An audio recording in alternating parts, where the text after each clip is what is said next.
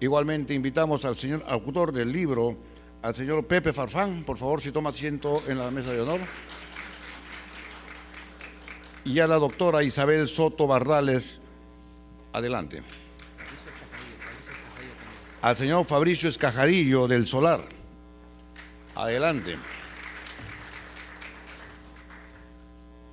Muy bien, estamos ya completos. Muy buenas tardes tengan todos ustedes.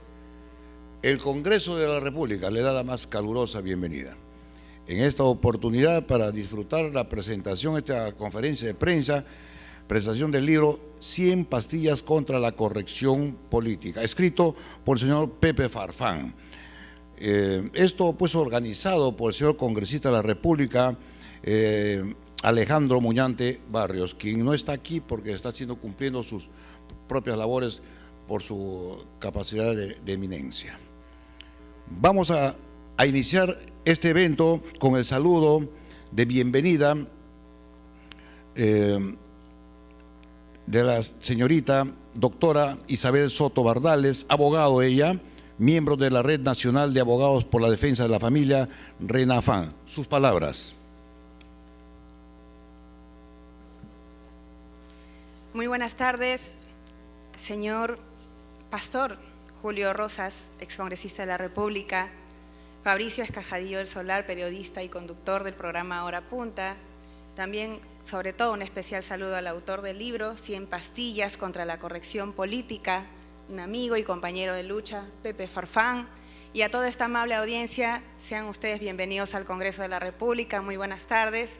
Y en primer lugar quiero traer el saludo del congresista Alejandro Muñante, quien ha sido un gran artífice en la organización de la presentación de este maravilloso libro, y decirles también de que el Congreso de la República en los últimos años se ha convertido sobre todo en un bastión defensor de la vida y la familia y los valores morales y religiosos que nosotros defendemos.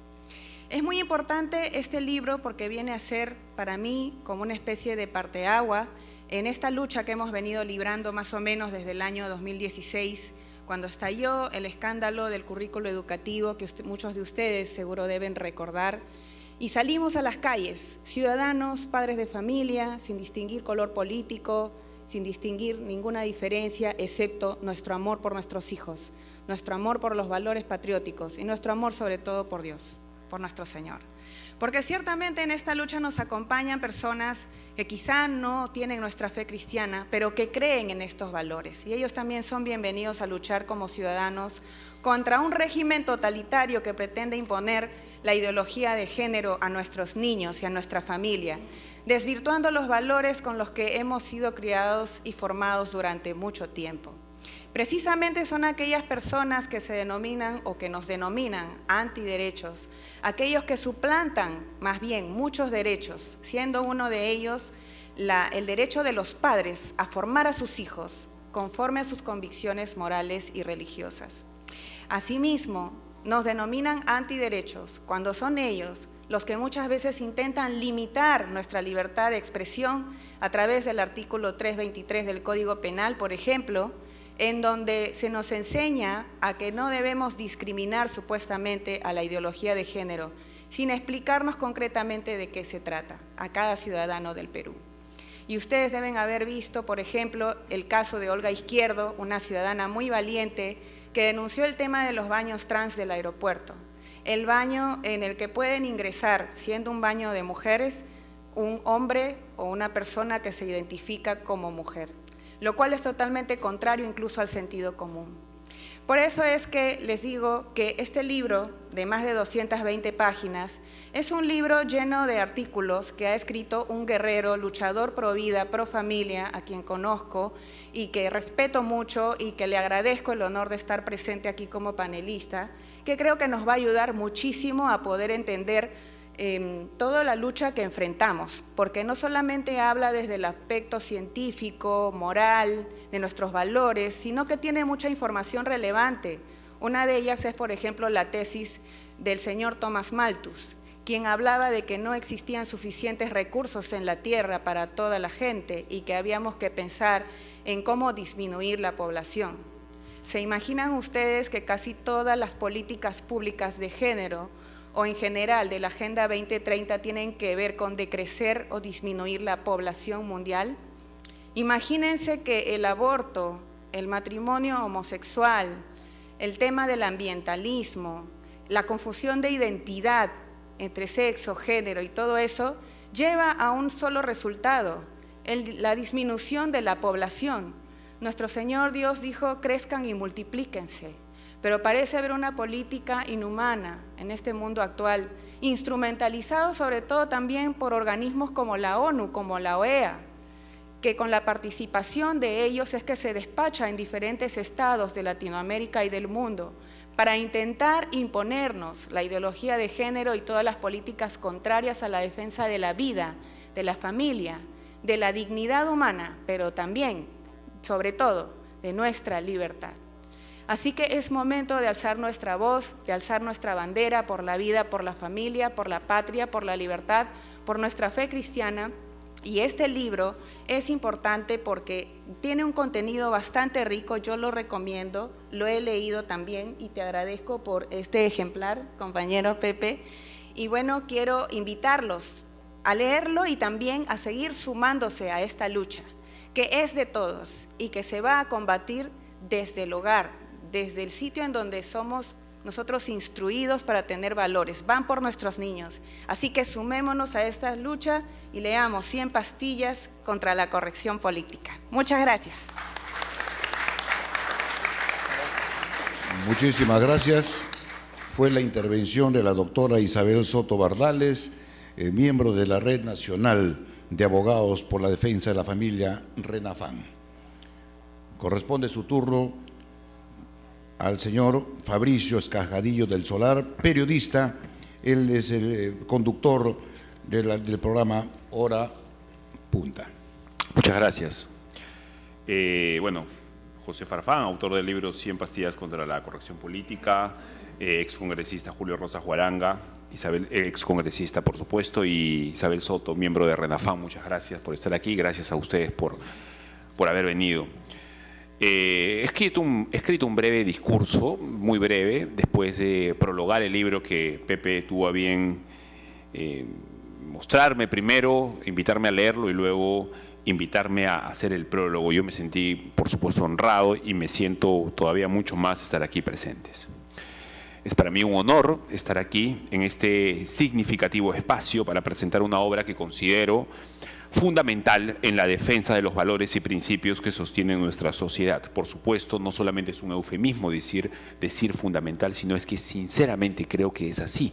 Creo que es una herramienta que cada uno de nosotros debe no solamente leer, sino releer e incluso usar como libro de estudio, incluso recomendarlo a quienes consideramos necesitan fortalecer un poco los conocimientos alrededor de esto. 100 pastillas contra la corrección política, escrita por mi buen amigo Pepe, es mucho más que una recopilación de artículos que él escribió en alguna publicación en el extranjero durante buena parte de los últimos años. No, es mucho más que eso. Sinceramente creo que es un llamado a la reflexión, una invitación a cuestionar narrativas predominantes y sobre todo, como ya dije, una herramienta poderosa para enfrentar los desafíos ideológicos de nuestro tiempo. El apóstol Pablo nos recuerda en su segunda carta a Timoteo que toda escritura es inspirada por Dios y útil para enseñar, para redarguir, para corregir, para instruir en justicia, a fin de que el hombre de Dios sea perfecto, enteramente preparado para toda buena obra. Y sin temor a equivocarme, creo que es lo que ha querido emular Pepe aquí. Si bien es cierto, Pablo se refiere a la Biblia, Pepe ha querido hacer lo propio con el libro que acaba de escribir. ¿Por qué? Porque su libro creo que no solamente busca informar, sino creo que también busca corregir y también guiar. Conocí a Pepe en un momento crucial de nuestra historia última, durante la lucha que libramos juntos en el marco de la Marcha por la Vida y del movimiento Con Mis Hijos No Te Metas. Y en ese contexto, ambos en trabajos diferentes y en contextos diferentes, enfrentamos la creciente imposición de la ideología de género, una batalla que logramos frenar gracias justamente al compromiso y a la valentía de personas como Pepe Farfán. Desde entonces yo he visto en él no solamente a un periodista comprometido con su conciencia en primer lugar, y luego con su identidad cristiana. También un hombre dedicado a la defensa de la verdad y de los valores cristianos. Y me hace recordar también la palabra de nuestro viejo amigo y hermano, el apóstol Pablo, que dijo en la carta a los Efesios: no participen en las obras infructuosas de las tinieblas, sino más bien repréndanlas. Este llamado a la reprensión de todo esto que estamos viviendo, a la acción, es central en el libro de Pepe. Quien no se conforma con observar pasivamente las injusticias y las falsedades de nuestra época, sino que las está confrontando con valor. Son 105 pastillas que componen este libro, y como bien sabemos es un compromiso con la verdad profundamente arraigado en la tradición cristiana, y por qué no en una tradición cristiana reformada, la cual sostiene que la Escritura es la norma suprema para la vida y la fe. Proverbios 23 dice: compra la verdad y no la vendas, la sabiduría, la enseñanza y la inteligencia. Esta es la esencia que el libro de Pepe Farfán nos ofrece. Y es un llamado a valorar y defender sobre todo nuestra verdad. Finalmente quiero agradecer a Pepe por su valiosa contribución a nuestra sociedad. Su libro, repito, es un faro de luz en medio de la confusión. Así que es lo que quiero decir, que quiero pensar también que este libro será usado como un llamado a nuestro país a volver a Cristo y a su Evangelio, porque solo en Él encontraremos ciertamente la verdadera libertad que tanto buscamos para nosotros de maneras particulares, pero también para nuestro amado país. Así que arrepiéntanse y conviértanse, como dijo Hechos 3, para que sean borrados sus pecados, para que vengan de la presencia del Señor tiempos de refrigerio, que es lo que tanto anhelamos para nuestro país. Ciertamente tiempos de refrigerio en Cristo. Gracias a todos por su atención, y gracias a Pepe por ser un valiente defensor de la verdad y ser un ejemplo para todos nosotros. Muchísimas gracias. Fue la intervención del señor Fabricio Escajadillo del Solar, periodista, conductor en Hora Punta. Tiene mucha razón. Jesús decía: sin mí nada podéis hacer. Continuamos. En esta oportunidad tiene la palabra el señor Pastor, ex congresista de la República, Pastor Julio Rosas Guaranga. Él fue congresista del año 2011 al 2019. Sus palabras, Pastor. Muchas gracias. Buenas tardes a todos los presentes. Saludo a la mesa. En primer lugar, al congresista Alejandro Muñante por facilitarnos este lugar y permitirnos estar aquí bajo su cobertura. En segundo lugar, al autor del libro, Pepe Farfán, a la doctora Isabel Soto y al comunicador periodista muy conocido Fabricio Escajadillo. La alegría y un honor estar todos juntos con ustedes. Estamos aquí reunidos, hombres y mujeres, que creemos en los principios, en los valores, y entiendo, tenemos convicción en lo que creemos, porque si no tenemos convicción, bueno, todo es fofo, abstracto, sin solidez, sin fuerza. Quiero dirigir unas palabras primero al autor. Conocí a Pepe cuando entré a trabajar al equipo pastoral de la Iglesia Alianza Cristiana y Misionera en Pueblo Libre, el año 88. Estábamos ahí en la JUC, Juventud Universitaria Cristiana, que aquí veo algunos también de ese tiempo, porque se tenía que trabajar desde las universidades un pensamiento cristiano y no dejar que otras filosofías, pensamientos e ideologías avancen, si nosotros creemos que hay una cosmovisión cristiana y se tenía que trabajar. Desde ese entonces lo he visto siempre inquieto, inquisidor, trabajador, y es un comunicador, desde luego, su especialidad. Él ha escrito este libro y tuvo la gentileza de enviarme cuando todavía estaba ya en su versión final, antes de imprimirlo, y lo he leído de principio a fin. Le he felicitado porque hay una buena bibliografía, se ha tomado un tiempo necesario para escribir. Ahora bien, quiero aprovechar este espacio para que todos nosotros nos ubiquemos como servidores. El ejemplo está en Jesús, que siendo el Hijo de Dios y Dios mismo, se hizo hombre, Jesús, para servir. Bueno, los que somos cristianos, creemos en la verdad y tenemos principios y fundamentos, no podemos guardar silencio. Con el respeto debido, he escuchado a alguien que dijo que somos reyes y sacerdotes, en alusión directa a que los congresistas y autoridades y ministros son reyes. Todo lo contrario a lo que la Biblia dice. En Mateo 20:25 Jesús da con claridad: ¿no saben que los gobernantes, los que están en eminencia, las autoridades, se enseñorean sobre ustedes? Jesús dijo: el que quiere ser el primero ha de ser vuestro servidor. Así como Jesús vino a servir. Quiero decir que no hay lugar acá para reinos, para imperios, sino para una actitud de servicio, cualquiera sea el grado o el cargo que ostentemos, público o privado, la profesión que tengamos. Dios nos ha llamado para servir al prójimo, y ejemplo lo tenemos, si somos cristianos, con más razón.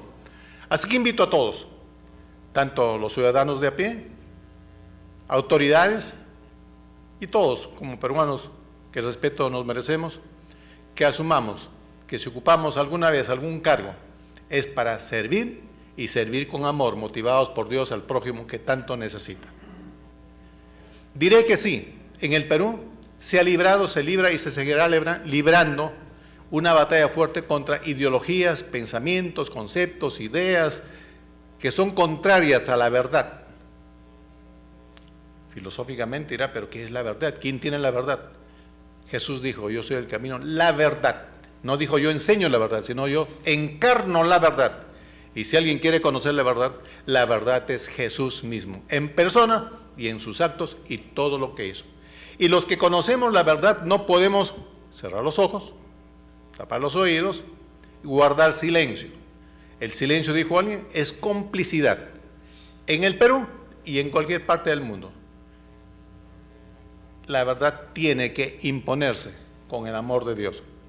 Recuerdo que nuestro primer esfuerzo como sociedad civil organizada, hombres y mujeres de todas partes, se dio el mismo año 2011, cuando en ese entonces la Municipalidad de Lima, cuya alcaldesa era la señora Susana Villarán, quería sacar una ordenanza municipal para poner en todos los lugares públicos, incluyendo colegios evangélicos y templos, una ordenanza que diga: en este lugar se respeta y hasta se promueve y se fomenta la orientación sexual.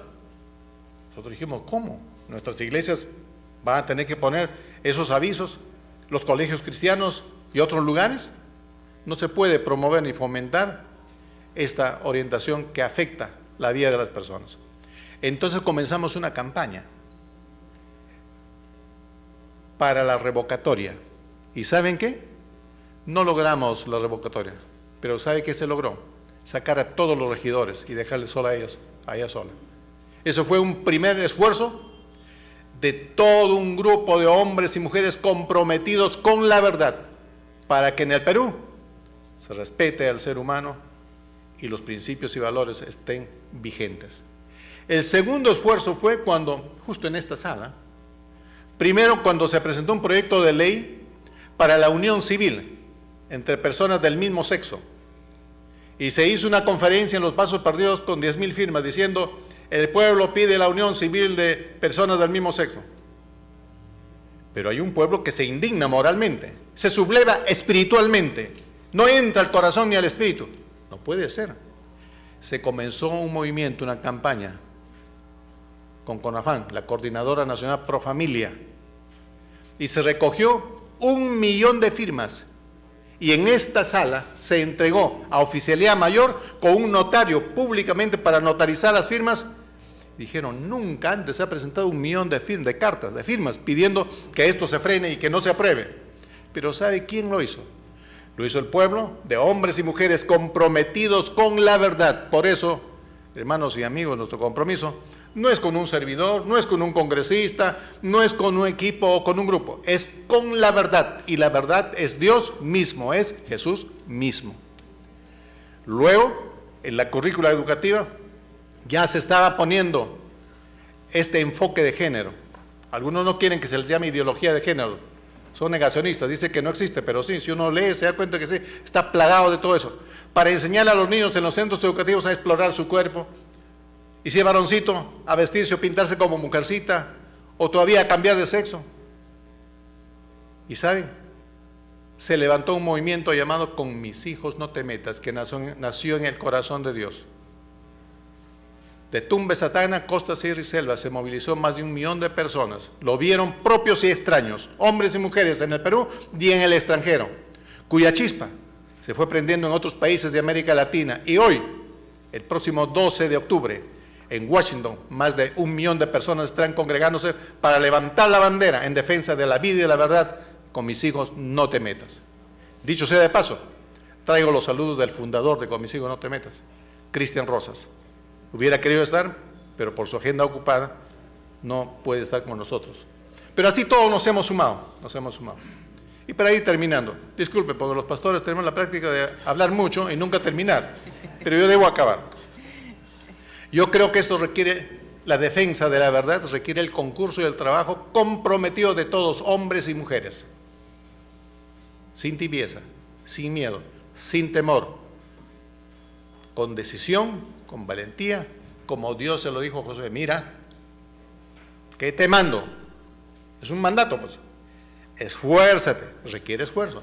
Sé valiente, no es para cobardes, porque los cobardes no heredarán, dice la palabra de Dios, el reino de los cielos. Requiere esfuerzo, valentía. Te mando, dijo Dios a Josué, que te esfuerces, seamos valientes. No temas ni desmayes, porque yo estaré contigo.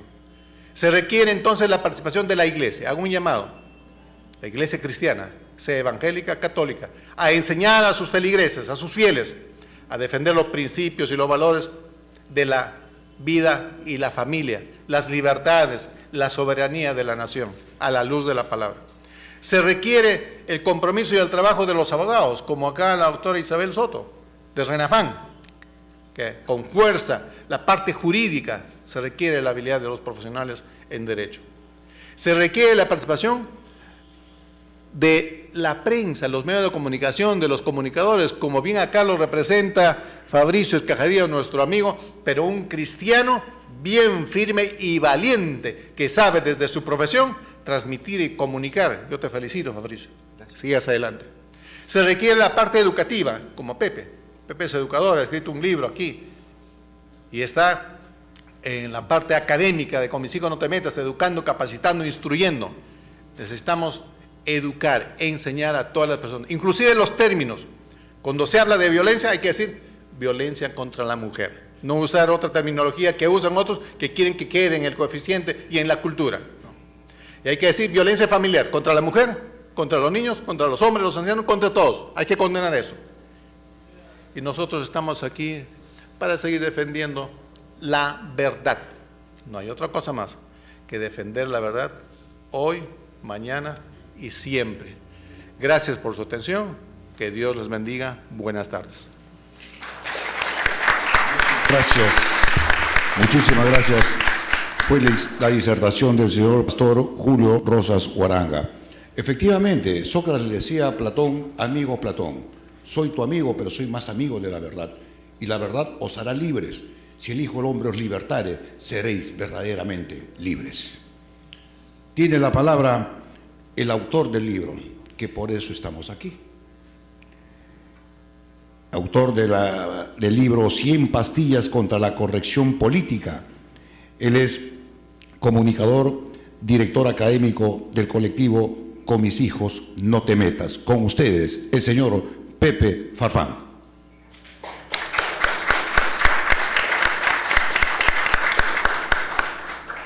Muchas gracias realmente, no sé si... muchas gracias. Yo quiero empezar dando gracias a Dios.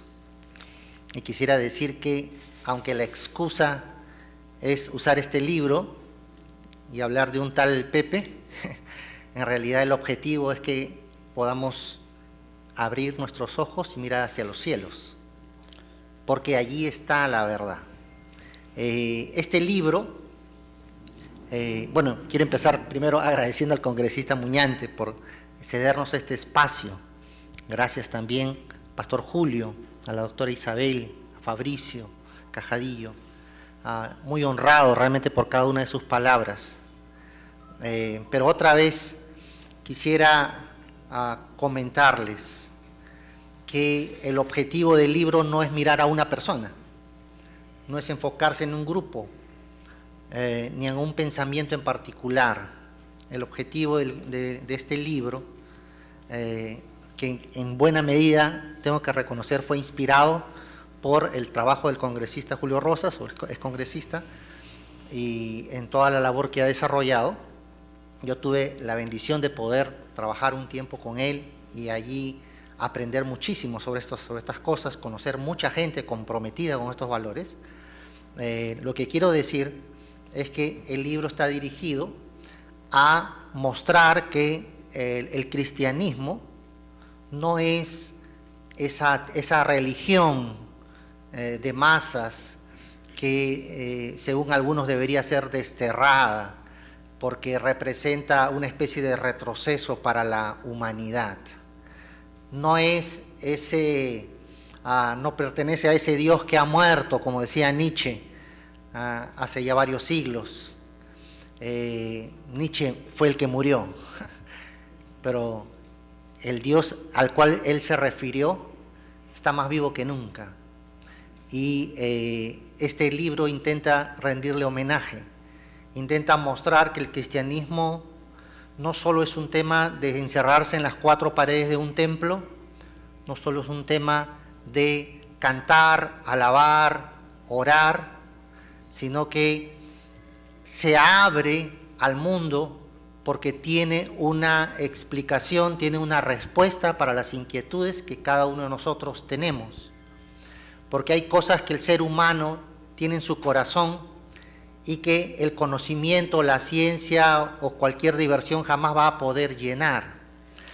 Esto fue la reunión de una serie de artículos que fueron escribiéndose semanalmente para un medio de comunicación que está en California, un semanario, y más o menos a lo largo de 2 años fuimos escribiéndolos, y al final los hemos reunido, los hemos actualizado y los hemos dividido en 12 secciones, como para que más o menos se puedan ordenar y puedan...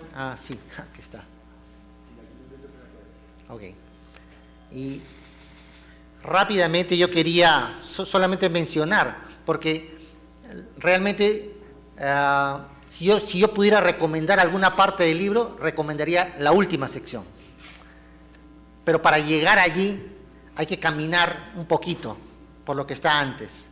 La primera sección la titulé Dignidad Humana, porque trata de mostrar que el valor inherente que usted y yo tenemos proviene de ese sello que Dios ha puesto en nosotros, a su imagen y semejanza, y que sin eso no habría ningún tipo de valor inherente a nosotros.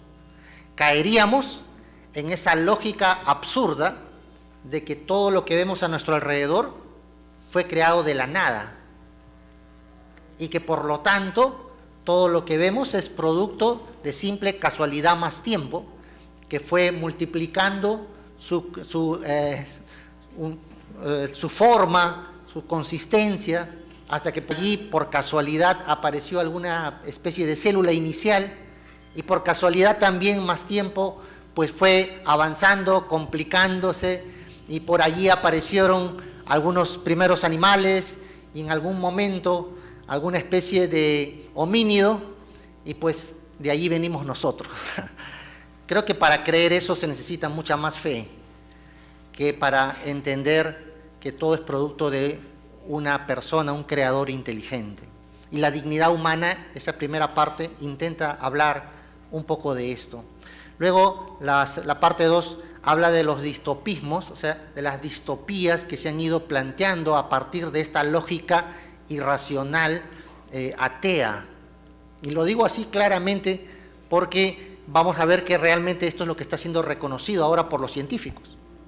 Pero se han planteado muchas utopías a partir de ese mundo feliz que nos pintó Huxley en su novela, ¿no? Después de la Segunda Guerra Mundial, o en el periodo entre guerras, hasta lo que se está planteando ahora de una nueva sociedad interplanetaria donde construiremos nuevos paraísos terrestres.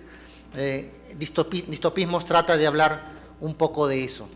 La tercera parte, cientificismo, un poco de cómo la ciencia, a pesar de que nace en un contexto cristiano, porque todos los primeros científicos se declaraban hombres de fe, perdió su rumbo en un determinado momento, se humanizó y empezó a ser utilizada más bien como canal de resonancia de diferentes ideologías y pensamientos. Y eso es un poco lo que vemos ahora, increíblemente que hasta revistas científicas publican incoherencias que cualquier persona con poca capacidad podría darse cuenta de lo que está hablando, y de eso es un poco que habla esta parte. Luego en historia avanzamos un poco hacia diferentes momentos de la historia que casi no los conocemos mucho porque no los enseñan en el colegio, pero que son importantísimos para entender por qué hemos llegado a esta circunstancia, a este momento de la historia, ¿no? Hablo de la eugenesia, de la existencia de zoológicos humanos, de genocidios terribles, no solo de las guerras mundiales, sino de muchas otras cosas que pasaron y que es necesario que entendamos como piezas de un rompecabezas que ilumina un poco lo que estamos viendo ahora. También ya en la quinta parte de espejismos, hacia ese planteamiento, esas nuevas ideas que ahora tratan de enseñarnos que la realidad no existe, que tú y yo somos simplemente una especie de fantasía o de programa de computadora, así lo dicen los grandes inteligentes de ahora, y no deberíamos considerarnos reales. Es más, nuestro mundo ni siquiera es el único que existe, sino que hay infinitos universos y probablemente allí hayan otros parecidos a ti, etcétera, etcétera. Todo eso que nos presentan a veces las películas o los programas de televisión lo están diciendo los científicos en otros términos, y de eso se habla un poco en espejismos. El sexto capítulo, pandemia, hace obviamente alusión a estos años tan difíciles, tan complejos que hemos pasado, ¿verdad? Encerrados en nuestras casas, y sobre todo el año 2020, al que yo le llamé el año del miedo, y el año 2021, al que le llamé el año de la sumisión, porque empezamos encerrados y terminamos sumisos a lo que supuestamente los organismos internacionales tenían que decirnos qué hacer. Luego ya en pensamiento líquido hablo un poco de esas ideas ilógicas que hay ahora, de que muchas personas no han nacido en el cuerpo adecuado, ¿no? Que es probable que un hombre haya nacido en el cuerpo de una mujer, y es probable que la realidad no sea su biología, sino la realidad sea su fantasía. Y pasamos entonces a un momento en el cual la fantasía se declara real y a la realidad se la cataloga de fantasiosa. Y de eso un poco hablamos en pensamiento líquido. En prenatal vamos un poco a esta terrible tragedia que hay ahora sobre no solo el aborto, sino otros fenómenos que están cercanos a él, pero que configuran lo que yo diría, nos han hecho llegar al siglo más criminal de toda la historia humana. Yo sé que muchos pensamos que el siglo XX fue el peor, porque inmediatamente el siglo XX, guerras mundiales, bombas atómicas, genocidio, y uno decía, ese fue el peor, ese fue el más sangriento, pero no es así, porque en todas las dos guerras mundiales no murieron ni 100 millones de personas, pero cada año a través del aborto, de la fecundación in vitro y de otros métodos que hay ahora, cada año oficialmente mueren 73 millones de seres humanos, y esto está pasando año tras año. Estamos en el peor de los siglos. No es este siglo más pacífico que el siglo anterior, sino es mucho peor. y de eso hablamos en prenatal. En intolerancia, un poco estas ideas ahora de corrección política que buscan censurar el discurso de las personas que se atreven a decir estas cosas, ¿no? Cualquiera que diga algo que no encaje con el discurso oficial inmediatamente es tachado de una persona discriminadora, una persona intolerante, etcétera, etcétera, y de eso un poco intentamos hablar en esta parte, hasta llegar a sociedad, donde señalo algunos diferentes momentos o circunstancias que han estado sucediendo en la sociedad en general. Ya en futurismo me proyecto a lo que está viniendo ahora, algunos todavía no lo ven porque no llega a ser todavía a afectarnos directamente, pero ya pronto lo va a hacer.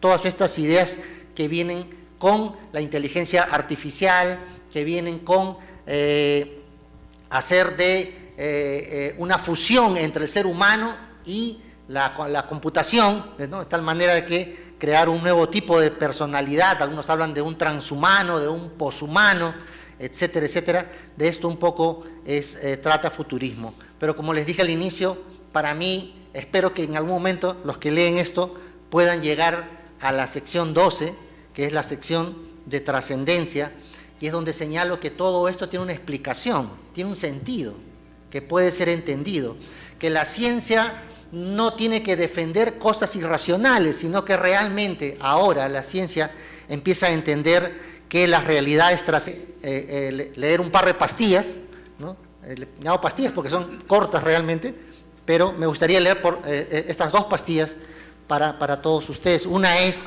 la que se titula Hacia Dios por la ciencia, ¿no? Y dice así, dice: desde el surgimiento del llamado nuevo ateísmo y de sus 4 jinetes, Harris, Dawkins, Dennett y Higgins, una avalancha mediática ha querido imponernos la idea de que toda creencia en una inteligencia superior a la humana es irracional y anticientífica. Sin embargo, un tsunami mucho mayor se está levantando en nuestros tiempos para desmentirla. La clarinada de aviso se produjo en abril de 1980, cuando la revista Time anunció que hay una revolución silenciosa. Dios está retornando en los selectos círculos intelectuales de los filósofos académicos.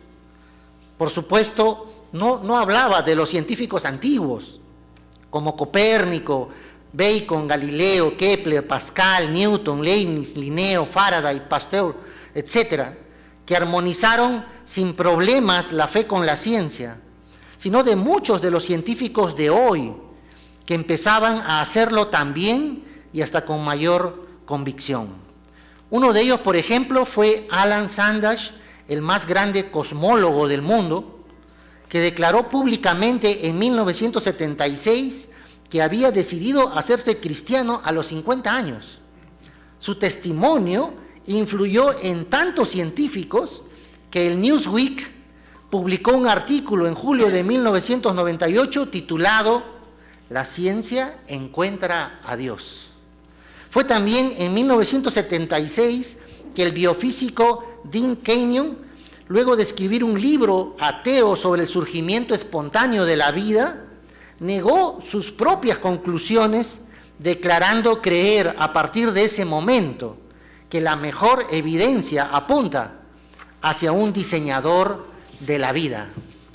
Otro que ha pasado del ateísmo a la fe es el genetista Francis Collins, líder del revolucionario proyecto Genoma Humano.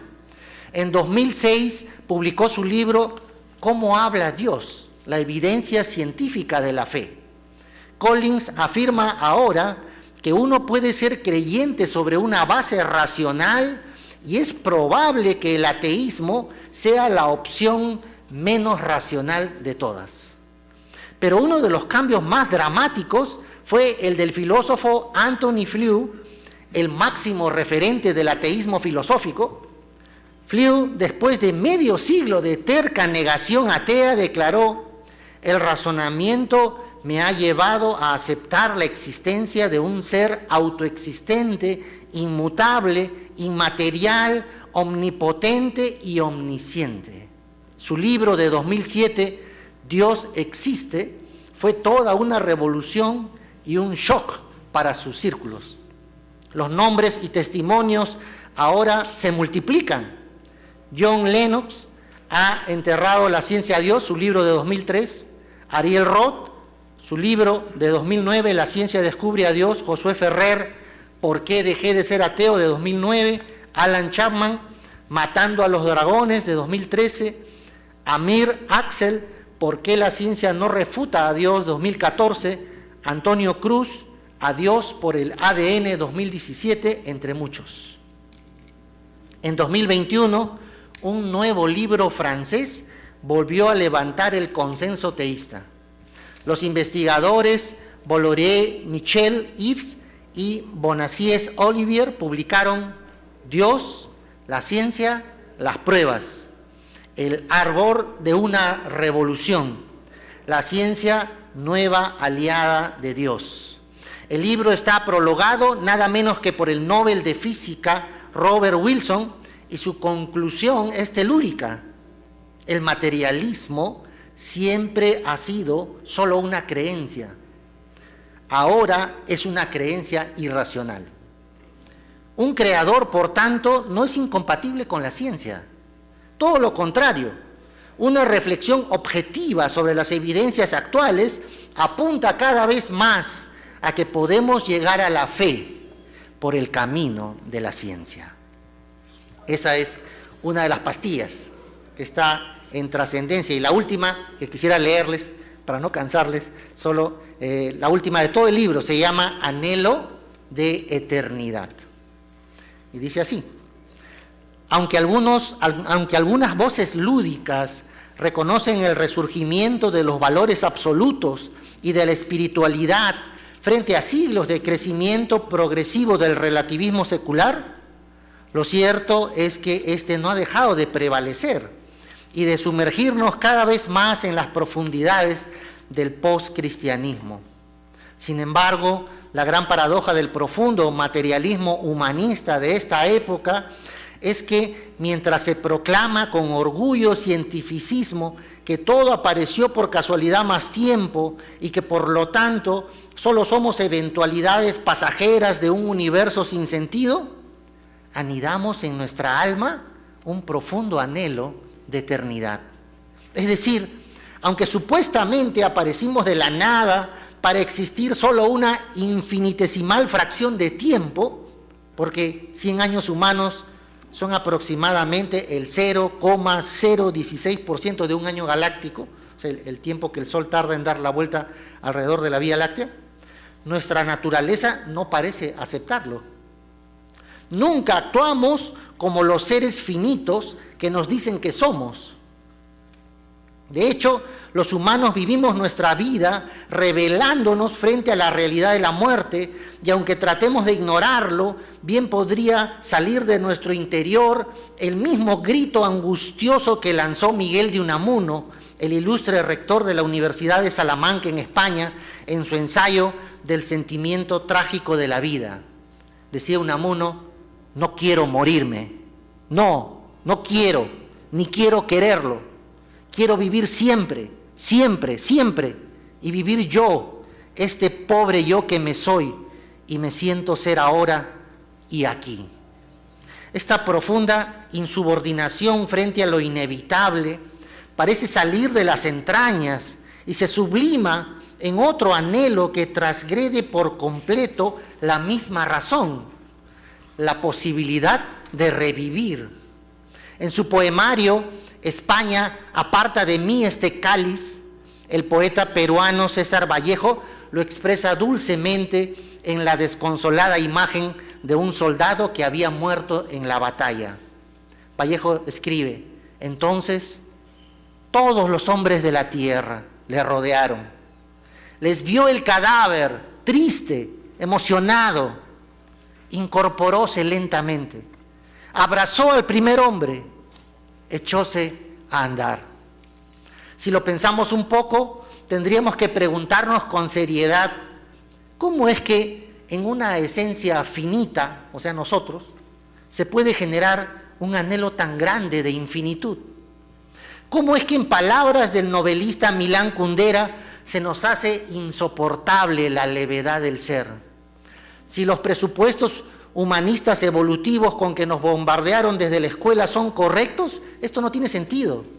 Lo temporal no tendría por qué anhelar lo eterno. Es más, ni siquiera debería tener conciencia de la eternidad, ya que ésta le sería por completo extraña.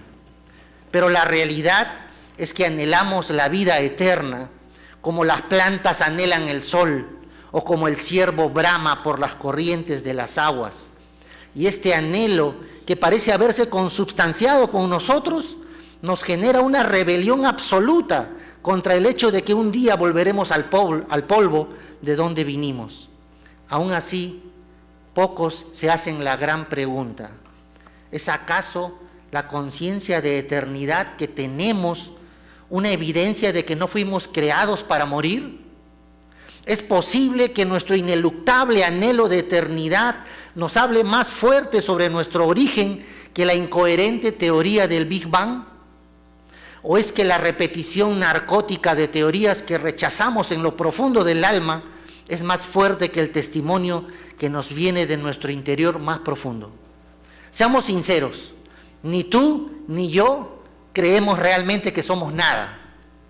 Aun cuando un premio Nobel como Jacques Monod dijera en 1970 que el universo no estaba preñado de significado ni de vida, que nuestro número salió a la manera como salen las cifras en los juegos de Monte Carlo. La verdad es que no solo creemos que tenemos sentido, lo sabemos. Y por eso, al igual que Salomón, el hombre más sabio de la historia, podemos dar testimonio de que el diseñador ha puesto eternidad en nuestro corazón, como dice en Eclesiastés 3:11. Al final tendremos que decidir entre las abundantes pero extrañas voces que nos repiten con persistencia que no somos nada, o esa voz permanente y familiar que clama desde nuestro interior una y otra vez que somos hijos de la eternidad. Muchas gracias.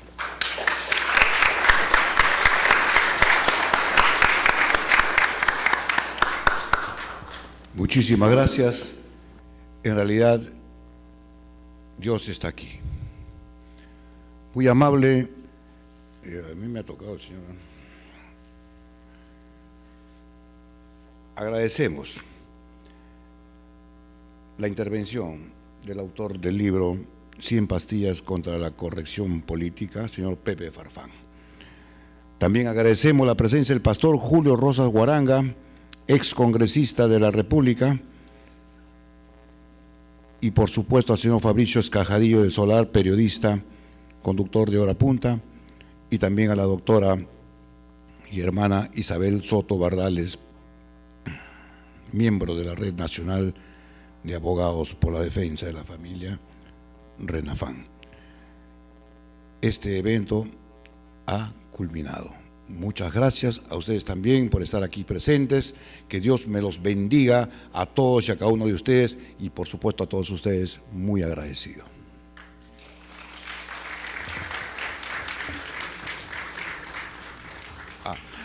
Sin antes, por favor, me estaba olvidando la fotografía protocolar. No sé dónde nos colocamos los especialistas de... Y por favor, pedirles, discúlpeme hermano, que no se retiren porque sigue la firma de los libros. Sí, muchas gracias.